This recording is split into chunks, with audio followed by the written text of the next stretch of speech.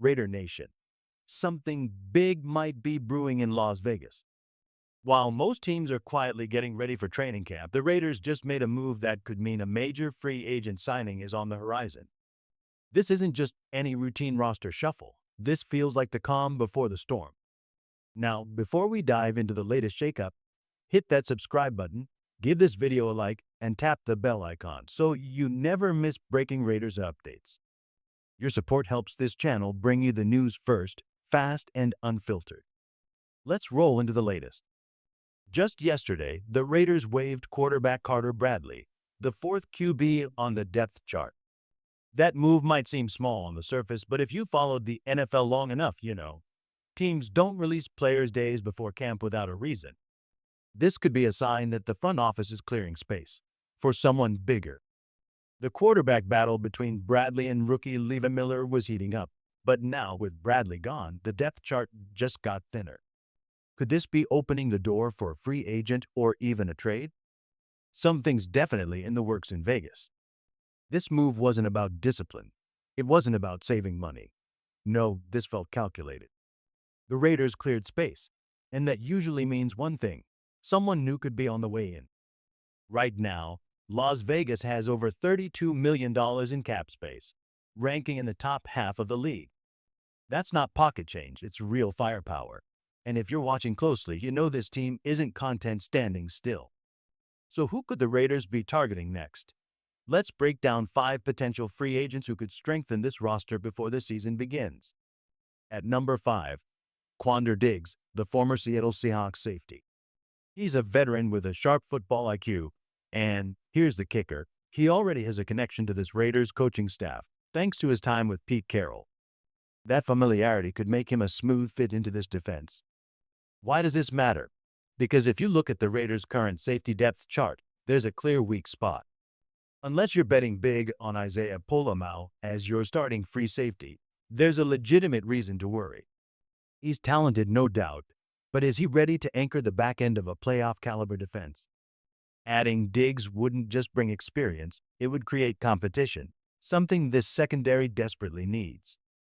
Even if Pola-Mao keeps his starting role, having a veteran like Diggs behind him strengthens the unit overall. Truth is, the safety room might be the thinnest position on the Raiders' defense heading into 2025. But what about you? Which position concerns you the most this upcoming season? Drop your take in the comments. Raider Nation always keeps it real. Let's talk facts. If the Raiders want to be a real threat this season, there's one question they need to answer: where are they still vulnerable? Is it the safeties? The linebackers? The interior defensive line? Raider Nation, I want to hear from you. What's your biggest concern heading into 2025? Now, let's move on to another name worth watching: Mike Hilton, the former Bengals cornerback. He's not a flashy outside shutdown guy, but what he brings is laser-sharp specialization in the nickel slot. And right now, that's exactly where the Raiders need a boost. Sure, Darnay Holmes is currently penciled into that nickel role, with a few safeties rotated in. But does he inspire full confidence? Not quite. Hilton, on the other hand, has proven himself time and again in high-pressure situations. He understands how to read slot receivers, react fast, and make tough tackles in space. The Raiders have already made moves in the cornerback room, bringing in guys like Eric Stokes, developing Damarian Richardson, and drafting Darian Porter. There's potential outside, but it's that nickel role where Hilton could step in and immediately upgrade the defense. Now on to number 3, Jadeveon Clowney. You might be thinking, do we really need another edge rusher? And that's fair. But here's the twist: Clowney isn't just a pass rusher. He brings versatility, and he plays with power at the line. And while edge depth may look fine, the real need is inside at defensive tackle. Clowney isn't a pure DT, but in certain packages, he could line up across the front and cause havoc. His presence could give the Raiders flexibility they desperately need up front. So, would Clowney be a luxury signing? Maybe. But sometimes, it's those late moves that tip the balance in a team's favor. I've been saying it for 2 years now, and I'm standing by it. Tyree Wilson needs to move inside. The guy has freakish athleticism and explosive power, but his skill set feels far more suited to the defensive tackle position than staying out on the edge. And here's where things get interesting. If the Raiders bring in someone like Jadeveon Clowney, they'd finally have the flexibility to make that move happen. Picture this. Clowney lines up opposite Max Crosby, holding the edge. Inside, you've got a repositioned Tyree Wilson alongside Adam Butler, creating real disruption in the trenches. Malcolm Koonce adds rotational depth, and now you've got a defensive front with size, power, and serious versatility. Let's not forget, Wilson was a top 10 draft pick for a reason. The raw traits are there. But if you put him where his skill set thrives, inside against slower guards and centers, he can dominate. It's not just about giving him a new position, it's about unlocking his potential. And don't overlook Clowney's background either.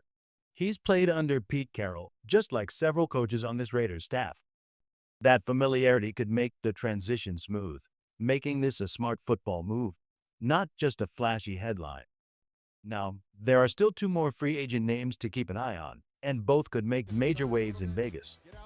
Coming in at number 2 is a name that surprisingly still hasn't been picked up: Julian Blackman, the former Colts safety.